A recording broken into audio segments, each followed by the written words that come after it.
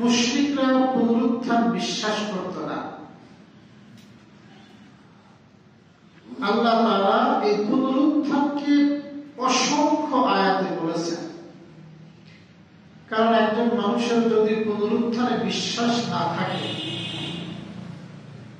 তাহলে কোন নেক আমল করার আগ্রহ তার থাকবে না।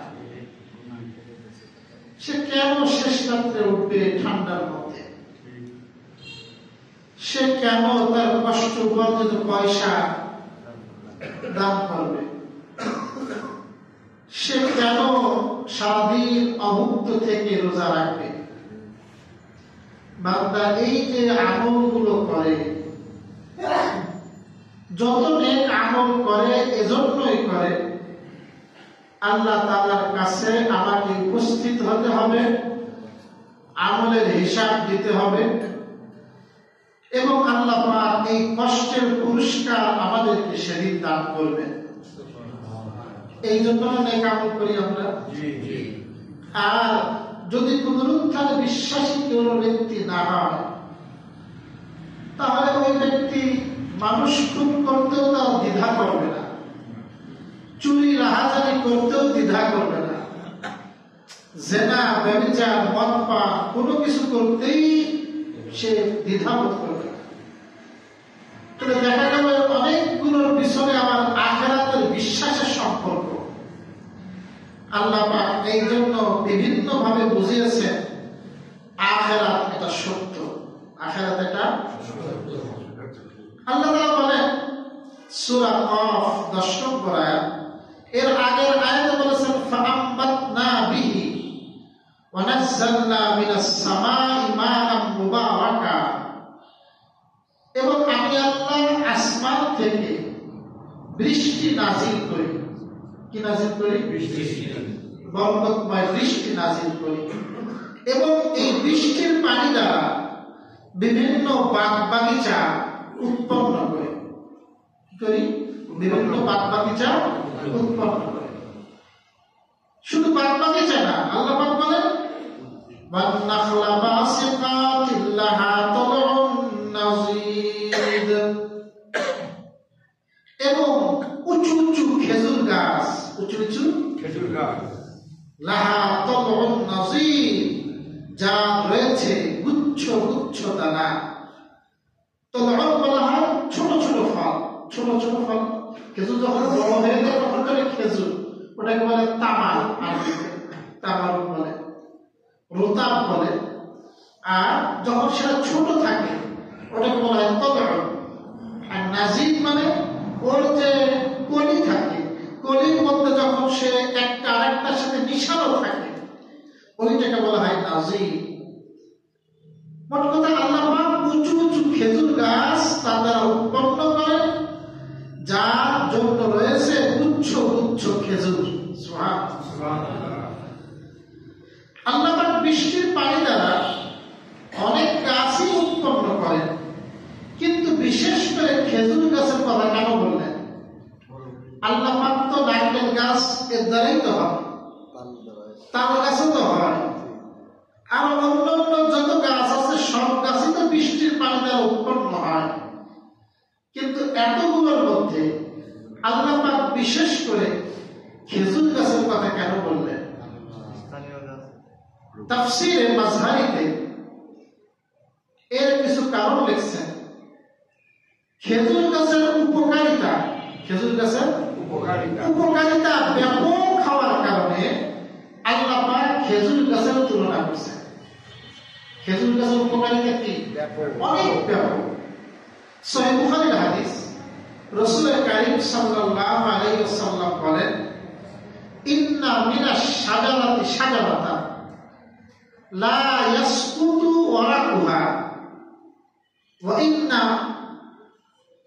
মিসালাহা কামাসালিল মুসলিম। রাসূল বলেন নিশ্চয় গাছ সমূহের মধ্যে একটি গাছ আছে, ওই গাছের পাতা কখনো পড়ে না, ওই গাছের পাতা কখনো পড়ে না। ওই গাছের উদাহরণ হলো মুসলমান ব্যক্তির ন্যায়, মুসলমান ব্যক্তির ন্যায়। বলো তোমরা সেই গাছটা কি? সাহাবারা অনেক চিন্তা করলেন, ওনাদের জেহেন চলে গেছে জঙ্গলে, বাগানে খুঁজতেছে দেখি কোন গাছ। এরপর আল্লাহ রাসূল বললেন, নিজেই বলে দিলেন, সেটা হলো খেজুর গাছ। সেটা কোন গাছ? তাহলে আল্লাহ তাআলা খেজুর গাছকে মুসলমান ব্যক্তির সাথে তুলনা করেছেন, মুমিনের সাথে তুলনা করেছেন। মুহাদ্দিসগণ কেন খেজুর গাছের সাথে মুসলমানকে তুলনা করা হলো, এরও অনেক উত্তর দিয়েছেন। খেজুর গাছ সর্বব্যাপী উপকার, ওর খেজুর খাওয়া যায়, ওর পাতা বিভিন্ন কিছু বনার জন্য লাগে, বনে না, পাটি বনে, উপরে বনে, ওর মাটি খাওয়া যায়, ওর ছাল কাজে লাগে, ওর সমস্ত কিছুই কাজে, এমনকি ওর আটি সেটাও কাজে লাগে, খেজুরের আটিও। তা খেজুর যেমন ওর উপকারটা সর্বব্যাপী, একজন মুসলমানের উপকারটাও হবে সর্বব্যাপী। একজন মুসলমান যেখানেই থাকবে, যে পরিবেশেই থাকবে, একজন মুসলমানের পরিচয় হবে সে কিভাবে একজন মানুষকে উপকার করতে পারবে। খেজুর যেমন কি করে, মানুষকে শুধু দেয়, শুধু উপকার করে। একজন মুসলমানের পরিচয় হবে সে যেখানে থাকবে, যে পরিবেশে থাকবে, সে মানুষের ক্ষতি করবে না, উপকার করবে, তার মধ্যে উপকার করার মেজাজ থাকবে। এই জন্য আপনি মুসলমান। দ্বিতীয় হলো তুলনা করা হয়েছে, লা ইয়াসকুতু ওয়ারাকুহা, খেজুর গাছের পাতা কখনো পড়ে না। এর অর্থ হলো মুসলমান সে যে অবস্থায় থাকবে সবসময় তার ঈমান যেন তরতাজা থাকে। ঈমান যেন কি থাকে?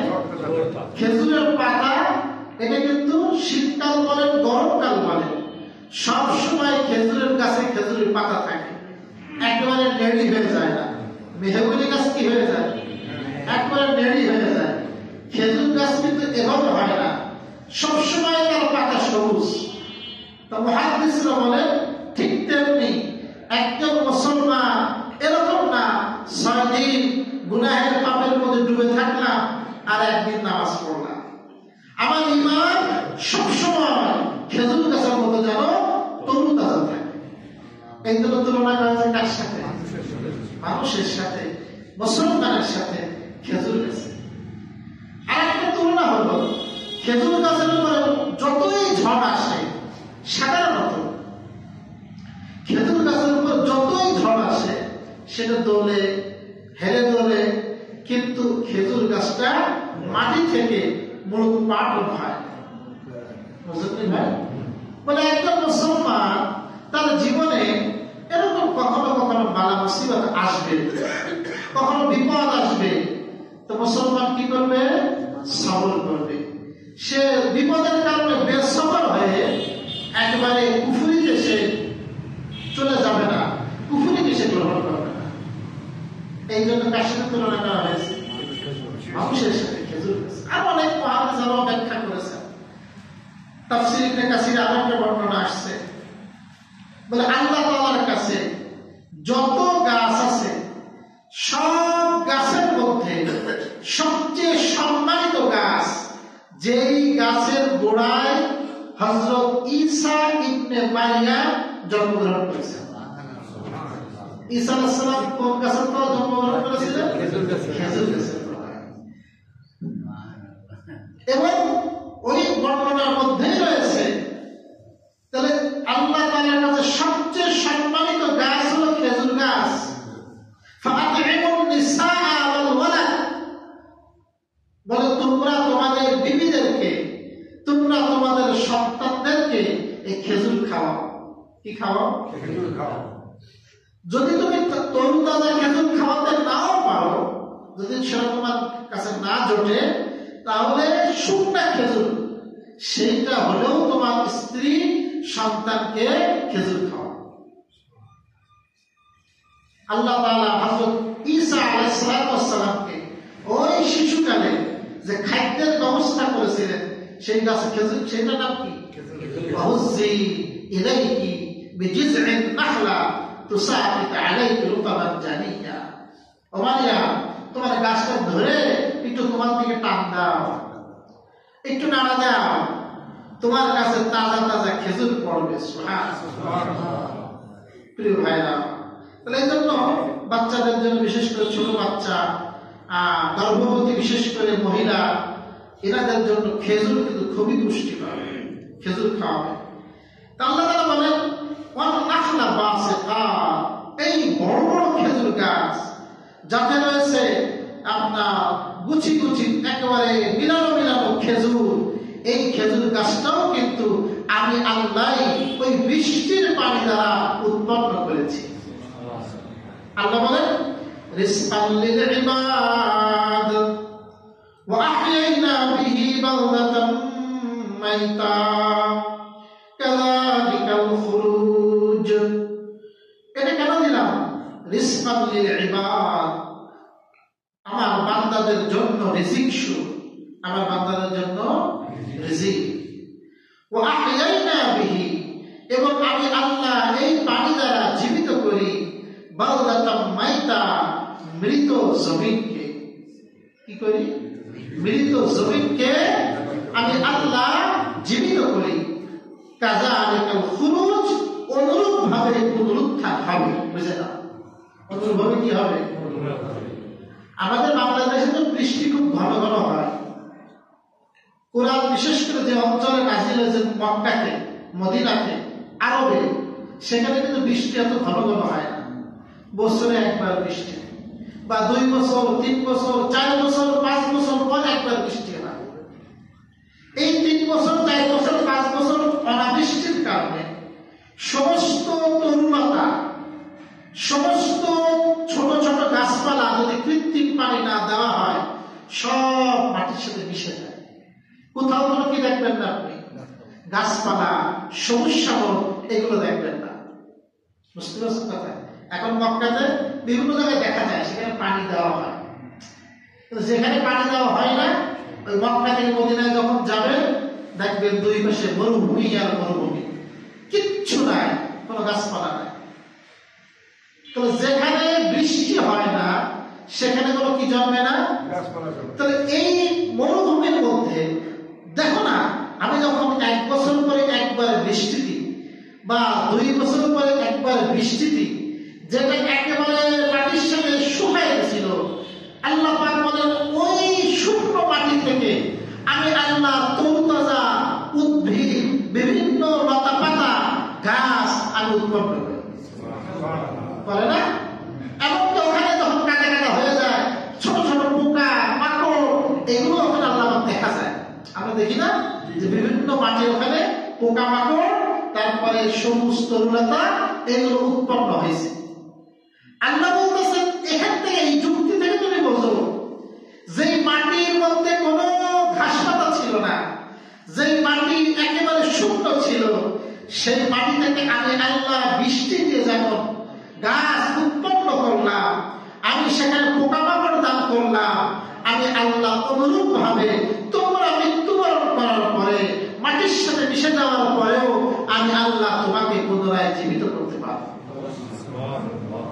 আল্লাহ তাআলা এই যুক্তি দিয়ে ওই ওদেরকে বোঝাইছেন, বিশ্ববাসীকে বোঝাইছেন, কাযালিকাল খুরুজ, অনুরূপ ভাবে কিন্তু তোমার বের হবে, তোমাকে বের করা হবে।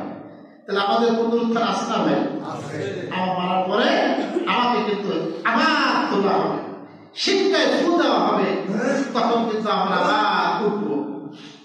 আল্লাহ বলেন আরো দেখো, তোমরা আমাকে এত অক্ষম মনে করো, আমি পারবো না পুনরুত্থান করতে। আমি তোদের সামনে কয়েকটা উদাহরণ পেশ করতে চাই। আল্লাহ বলেন, আল্লাহ 8টা জাতির কথা বলেছেন। কয় জাতি? মানে ছোট ছোট করে বলেছেন, অতি সংখ্যায় ইশারা করেছেন। এই 8 জাতি নিজ নিজ যুগে সবচেয়ে প্রভাবশালী ছিল, প্রতাপশালী ছিল, ধন সম্পদে ভরপুর ছিল, শারীরিক শক্তিতে তাদের মোকাবেলায় তোমরা কিছুই না। তাদের মোকাবেলায় এক একজন ছিল পাহাড়ের মতো।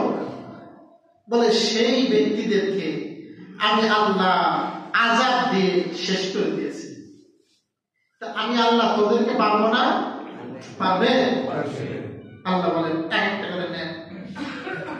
কাযযাবাত ক্বাবলাহুম কওম নূহ, তাদের পূর্বেও মিথ্যা সাব্যস্ত করেছিল নূহের কওম। রাসূলদেরকে, এই যে আমার রাসূলরা তাওহীদের কথা বলে, আমার রাসূলরা একত্ববাদের কথা বলে, আমার রাসূলরা রিসালাতের কথা বলে, আমার রাসূলরা আখিরাতের কথা বলে, তোমরা যেমন আজকে এটাকে মিথ্যা প্রতিপন্ন করছো, বলে এমন মিথ্যা প্রতিপন্ন করেছিল নূহের কওম। কার কওম? নূহ আলাইহিস সালাম 950 বছর দাওয়াতের কাজ করছিলেন। কত বছর? এই 950 বছর দাওয়াতের কাজ করার পরে ওনার পরে ঈমান আনছিল একেবারে কম। এক বর্ণনা আছে 6 জন, কোন বর্ণনায় 8 জন, কোন বর্ণনায় সর্বোচ্চ 80 জন। কতজন? এই 950 বছর দাওয়াতের পরে আল্লাহ পাক বলেন, আমি আল্লাহ যখন তাদেরকে ধরলাম, 950 বছর সুযোগ দিলাম, আমি ঢিল দিলাম, দেখি ওরা ফিরে আসে কিনা। কিন্তু যখন 950 বছর পর ধরছি, আমি কিন্তু একটাকেও ছাড়ি নাই। ছাড়ছি শুধুমাত্র যারা ঈমান এনেছিল তাদেরকে আমি ওই বন্যার কবল থেকে রক্ষা করছিলাম, আর এমন বন্যা পাঠিয়েছিলাম, এমন তুফান পাঠিয়েছিলাম, গোটা কাফেরদেরকে সেই তুফানে আমি ধ্বংস করে দিয়েছিলাম। করছিলেন? আল্লাহ বলেন এরপরে, ও আসহাবুর রস, এবং রসবাসীরা। কারা? রসবাসী। রস মানে হলো কাঁচা কুয়া। কি কুয়া? যেই কুয়ার পাড় বাঁধাই করা না, ওই কুয়াকে বলা হয় রস। তাহলে কুয়াবাসী। কি বাসী? এই কুয়াবাসী নিয়ে তাফসীরে কয়েকটা ঘটনা আসছে, তার মধ্যে বেশি বিখ্যাত যেটা, সামুদ আলাইহিস সালাম, হযরত সালেহ আলাইহিস সালাম সামুদ গোত্রের নবী ছিলেন। নবীর নাম সালেহ, গোত্রের নাম সামুদ। একটু পরে আসতেছে।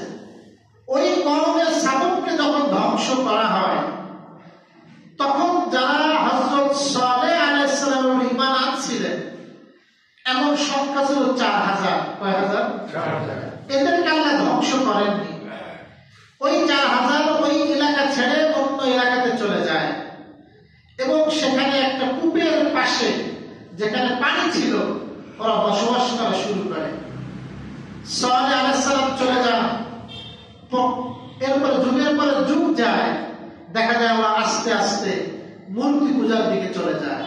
কোন দিকে? মূর্তি পূজা। আল্লাহ পাক সেখানে একজন নবী পাঠায়। সেই নবীর নাম ছিল হানজালা ইবনে সাফওয়ান। নবীর নাম কি ছিল? হানজালা ইবনে সাফওয়ান। হানজালা নামে একজন নবী পাঠান। সেই নবী দাওয়াতের কাজ করে, কিন্তু সেই নবীকে তারা নির্মমভাবে হত্যা করে, এই আসহাবে রস, রসবাসীরা। এর ফলে আল্লাহ পাক ওই গোটা রসবাসীকে ভূমিধস দিয়ে আল্লাহ পাক দুনিয়া থেকে বিদায় করে দেন। কি দিয়ে? ভূমি ধসায় দিয়েছিলেন, একেবারে মাটির সাথে ধসায় দিয়ে। ওই যে কুয়া ছিল, কুয়া সহ ওদেরকে মাটিতে ধসায় আল্লাহ পাক মৃত্যু দিয়ে দেন। তাদেরকে আসহাবুর রস। ওয়া সামুদ, এবং সামুদ গোত্র। কোন গোত্র? সামুদ। এই বললাম সামুদ গোত্রের মধ্যে নবী আসছিলেন হযরত সালেহ। কে আসছিলেন? তিনি দাওয়াতের কাজ করছেন। তিনি যে মুজিজা দেখাইছেন, বড় আশ্চর্য মুজিজা। ওরা দাবি করছিল আমরা তোমাকে নবী রূপে মানব। এই যে আমাদের সামনে বিশাল পাহাড়, এই পাহাড়ের ভিতর থেকে পাহাড় ছিঁড়ে একটা উটনি বের হয়ে আসবে, যে উটনি হবে 10 মাসের গর্ভবতী, আমাদের সামনে এসে বাচ্চা প্রসব করবে, এই গুণের হবে। এরকম যদি একটা উট আনতে পারো তাহলে বুঝবো তুমি সত্য নবী। হযরত সালেহ আলাইহিস সালাম আল্লাহর কাছে দোয়া করলেন, আল্লাহ তাআলা হযরত সালেহের দোয়া কবুল করলেন। পাহাড় ফেড়ে উট বের হয়ে আসলো, বাচ্চা প্রসব করলো, ওদের চোখের সামনে সবকিছু ঘটলো।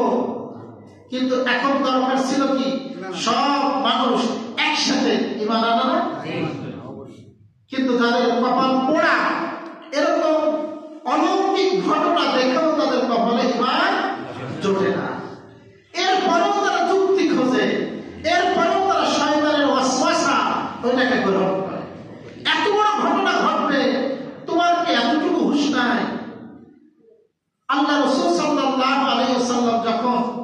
মক্কার মুশরিকদের আবেদনের ভিত্তিতে ওরা বলছিল আমরা ঈমান আনবো, চারটাকে দ্বিখণ্ডিত করে দেখাও। কি দ্বিখণ্ডিত করে দেখাও? হযরত মুহাম্মদ মুস্তাফা সাল্লাল্লাহু আলাইহি ওয়াসাল্লাম চার দ্বিখণ্ডিত করছিলেন, তারপরেও ঈমান আনছিল। বলে এটা তোমার জাদু, নাউজুবিল্লাহ। সেই উট এবং উটনির ব্যাপারে আল্লাহর পক্ষ থেকে আদেশ আসলো, খবরদার তাকে কোনো খারাপের নিয়তে স্পর্শ করা যাবে না, তার মানে তাকে ক্ষতি করা যাবে না, তাকে হত্যার তো প্রশ্নই আসে না। সেই উটনিকে তারা রাতের আধারে দলবদ্ধভাবে পরামর্শ করে নির্মমভাবে ওই উটনিকে তারা হত্যা করেছে। ফাআকারুহা, সূরা আশ-শামস দুহার মধ্যে ফাআকারুহা ফাদামদামা আলাইহিম রাব্বুহুম। আসলে আল্লাহ পাক বলছেন, তাহলে আল্লাহ রাব্বুল আলামিনের হুকুম অমান্য করলো, আল্লাহ তাআলা এদের জন্য আযাবের ব্যবস্থা করলেন। আল্লাহ পাক এমন আযাব আসলো, হযরত জিবরাইল আলাইহিস সালাম একটু চিৎকার দিলেন, একটা আওয়াজ দিলেন, সাইহা, এমন বিকট চিৎকার, এই কওমে সামুদের প্রত্যেকের কলিজা ফেটে গেল আওয়াজের তীব্রতা। কিসের তীব্রতা? আওয়াজের যখন তীব্রতা আসে এটা কিন্তু সহ্য করা যায় না। আমাদের সামনে আসে না, আমরা বুঝি না, কিন্তু যখন আপনার সামনে আসবে, যারা প্লেনে উঠছেন লম্বা সফরে, যখন প্লেন উপর থেকে নিচে নামে, উপর থেকে নিচে নামে বা নিচ থেকে উপরে ওঠে, মানে কান এমন অবস্থা হয়, কোন কোন প্লেনের এমন অবস্থা হয়, সে আপনার মনে হয় জানটা বেরোয় যাচ্ছে, এত কষ্ট হয়। মনে করেন প্লেন তো সফর তো খুব আরাম, যখন উপর থেকে ওঠে নামে এরকম সমস্যা। এরকম ইঞ্জিনের আওয়াজটাও আছে কিনা? ইঞ্জিনের আওয়াজ খুব কষ্ট হয়। এজন্য অনেকে বলে যে কানে গান জাতীয় দিয়ে রাখলে আওয়াজটা একটু কি হয়, কষ্ট কম হয়, কিন্তু খুব কষ্ট হয়। যাই হোক প্রিয় ভাইরা আমার, তাহলে এমন বজ্র আওয়াজ আসলো এবং সাথে সাথে ভূমিকম্প, সাথে সাথে কি ভূমিকম্প, পুরা জাতিকে যারা শুধু ঈমান এনেছিল তারা বাদে আল্লাহ পাক এই বিকট আওয়াজ এবং ভূমিকম্প দিয়ে আল্লাহ পাক দুনিয়া থেকে বিদায় করে দিলেন। সে আল্লাহ এখন আছে না নাই? আছে। একটু ভূমিকম্প হয়েছিল, আমি তো কখনো ভূমিকম্প অনুভব করিনি। এই যে কয়েকদিন আগে যে যশোরে ভূমিকম্প হলো, আমি আমার রুমে বসা, আমার ঠান্ডা লাগছে, শরীর খুব ভীষণ খারাপ, আমি কিতাব পড়তেছি, দোতলা করতেছি, হঠাৎ থেকে আমার সামনে যে ডেস্ক অনেক ভারী, অনেক ওজন, আল্লাহ সে অনেক ভারী, ওপরে অনেক কিতাব, বড় বড় কিতাব, সে ডেস্ক ধরে উঠছে। আমি মনে হচ্ছে কি রেখে ধাক্কা দিল, ওই সব ছাত্ররা আমার রুমে কেউ নাই, আমি পরে আশপাশে দেখি কেউ নাই। পরে আমার চিন্তা যে আমার মনে হয় আমার অসুস্থ, মনে হয় আমার শরীরে মানে শূন্যতা হয়েছে, মনে হয় এরকম একটা কিছু ভুল দেখতেছি। পরে বের হয়েছি, আমার মাদ্রাসার যিনি দারোয়ান উনি বললেন যে হুজুর টের পাইছেন ভূমিকম্প হয়েছে। এত সামান্য ভূমিকম্প হয়েছে, কয়েক সেকেন্ড, তাও কত 5-6 না তাও কম, 5%। এটা যদি 9 হয়ে যায়, 10 হয়ে যায়, 20 হয়ে যায়, আল্লাহ আল্লাহ, ও আল্লাহ আমাদের হেফাজত করুন। আল্লাহ তাআলা বলেন, আমি কিন্তু এই জাতিকে ভূমিকম্প দিয়ে, বজ্র আওয়াজ দিয়ে শেষ করছি না। শুধু তাই না,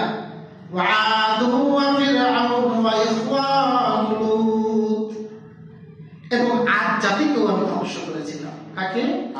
আদ হলো একটা জাতির নাম।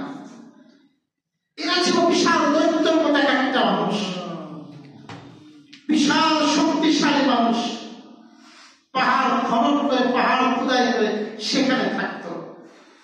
আল্লাহু আকবার। আল্লাহ পাক বলেন এদেরকেও কিন্তু শেষ করছিলাম। বিরিহান সালসালে, আল্লাহ বলেন আমি তীব্র শীতল আর প্রচন্ড বায়ু পাঠালাম, এমন দ্রুত বেগে বায়ু পাঠালাম, এদেরকে এক জায়গা থেকে আরেক জায়গায় উড়িয়ে নিয়ে চলে গেল। 6 দিন 7 রাত লাগাতার এই শীতল তীব্র বেগের বাতাস এমন ভাবে আসছিল এই পুরা জাতিকে তছনছ করে দিল।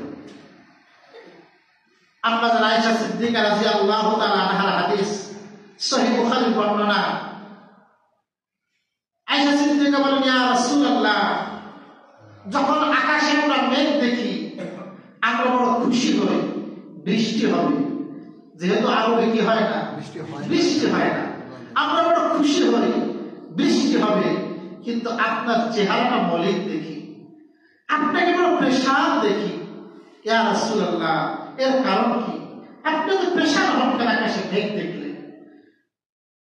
রাসূল কারীম সাল্লাল্লাহু আলাইহি ওয়াসাল্লাম বললেন, আয়েশা, আমার ভয় হয় আমার পূর্ববর্তী এক উম্মতকে এরকম মেঘ এসেছিল, এরপরে পশ্চিম দিক থেকে এমন তীব্র বেগে বাতাস আসছিল যে পুরা জাতিকে ধ্বংস করে দিয়েছিল। আমি সেই রকম বাতাস আসে কিনা সেই ভয় পাই। এরপরে যখন বৃষ্টি নেমে যেত, এরপরে আল্লাহ রাসূল স্বাভাবিক হতেন। এরপর রাসূল কি হতেন? স্বাভাবিক হতেন। তো এরকম ভাবে আদ জাতিকে আমি আল্লাহ ধ্বংস করেছি। ফিরআউন, এবং ফিরআউনকেও ধ্বংস করেছি। কাকে ধ্বংস করেছি? আদ জাতির নাম বলছে, সামনে কওমে লূত বলবে, কওমে নূহ বলেছে, নূহের কওম কি বলছে? বলছে নূহের কওম, লূতের কওম। কিন্তু ফিরআউনের ব্যাপারে বলে ফিরআউনকে ধ্বংস করছে। কারে ধ্বংস করছে? মানে কওমে ফিরআউন বলে না। আসলে তো আল্লাহ পাক কি শুধু ফিরআউনকে ধ্বংস করেছিলেন? না, ফিরআউনের অনুসারী, তার লক্ষ লক্ষ অনুসারী যারা ছিল প্রত্যেককে ধ্বংস করছিলেন। কিন্তু আল্লাহ পাক ওদের নাম নেন, ফিরআউনের নাম নেন। কারণ ফিরআউন এমন জালেম ছিল, ও নিজেকে এমন জায়গায় নিয়ে গেছিল যে আসলে সে ওদেরকে এই কাজে পরিচিত করত। বুঝলেন কি কথা? মূল দায়ী ছিল কে? ফিরআউন। এই জন্য আল্লাহ সুবহানাহু ওয়া তাআলা ফিরআউন যে বলেছেন, আনা রাব্বুকুমুল আ'লা, আমি তোদের সবচেয়ে বড় রব। মূসা আলাইহিস সালামের সাথে বাহাস করছিল, মূসা আলাইহিস সালামের সাথে বাহাস করছিল যে আমি মানি না তোমার রবকে, তোমার রবের শক্তি কি? আল্লাহু আকবার। আল্লাহ পাক বলেন, সেই ফিরআউনকে সমুদ্রের মধ্যে পানিতে ডুবায়ে আমি আল্লাহ কিন্তু শেষ করছিলাম। কাকে? পানিতে ডুবায়ে মারা হয়েছে। তাহলে কাউকে প্রচন্ড বাতাস দিয়ে মারা হয়েছে, কাউকে ভূমিকম্প দিয়ে, কাউকে ভূমি ধসিয়ে, কাউকে পানিতে চুবিয়ে। এবং লূতের কওম, কোন কওম? লূত আলাইহিস সালাম, হযরত ইব্রাহিম আলাইহিস সালামের আত্মীয় ভাতিজা, তিনি ছিলেন লূত। এরা কওমের অপরাধ ছিল পুরুষে পুরুষে মৈথুন, পুরুষে পুরুষে এরা এদের খাসলাত ছিল, এরা মেয়েদেরকে পছন্দ করতো না, এরা পুরুষে পুরুষে সমকামী ছিল, সমকামী। হযরত লূত আলাইহিস সালাম বিভিন্নভাবে বুঝাইছেন, তোমরা এই কাজ করো না, বহুত ভাবে বুঝাইছেন, কিন্তু ওরা ওদের কথা শোনে। ওরা যদি অন্য এলাকা থেকে কোনো ছেলে আসতো, খুশিতে ওরা লাফায়। আল্লাহ পাক ফেরেশতা পাঠালেন লূত আলাইহিস সালামের কাছে আযাব দিয়ে। কি দিয়ে? ফেরেশতারা আসছিলেন খুব সুন্দর আকৃতি নিয়ে। যখন এই সংবাদ ওরা পেল, ছুটতে ছুটতে আসলো। লূত আলাইহিস সালামের গোত্র অনেক বড় ছিল না, ছোট গোত্র ছিল, ছোট পরিবার ছিল, ছেলে সন্তান ছিল না, ওরা শুধু কি সন্তান ছিল? মেয়ে সন্তান। এখন উনি পেরেশান হয়ে গেল, আজকে মেহমানদেরকে অপমান করা হবে আমার সামনে। উনি প্রস্তাব দিলেন, ভাই আমার মেয়ে আছে, তোমরা যদি কেউ চাও আমি তার সাথে বিবাহ দিয়ে দিব, আমার মেহমানদের সামনে আমাকে অপমানিত করো না। কিন্তু ওরা তুচ্ছ তাচ্ছিল্য করতে লাগলো। ফেরেশতারা বলল, লূত তুমি ভয় পেও না, আসলে আমরা মেহমান, কিন্তু আসলে আমরা আল্লাহর ফেরেশতা, আমরা আযাব নিয়ে আসছি, তুমি রাতের আধারে চলে যাও তোমার অনুসারীদেরকে নিয়ে, আমরা এই গোত্রকে শেষ করে দেব। লূত আলাইহিস সালাম চলে গেলেন। হযরত জিবরীলের নেতৃত্বে ফেরেশতারা পুরা ওই কওমটাকে এইভাবে নিয়ে আসমান পর্যন্ত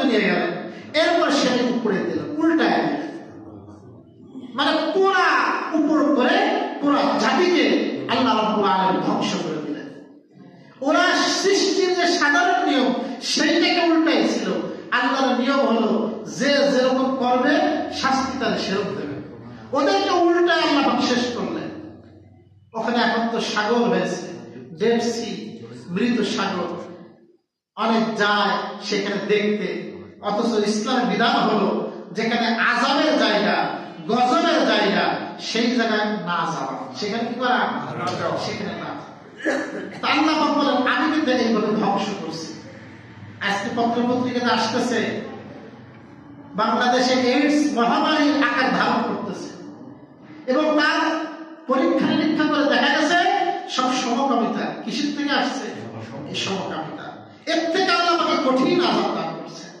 আল্লাহ পাক আমাদেরকে হেফাজত করুন। আল্লাহ বলেন আমি কিন্তু এদেরকে ধ্বংস করছি।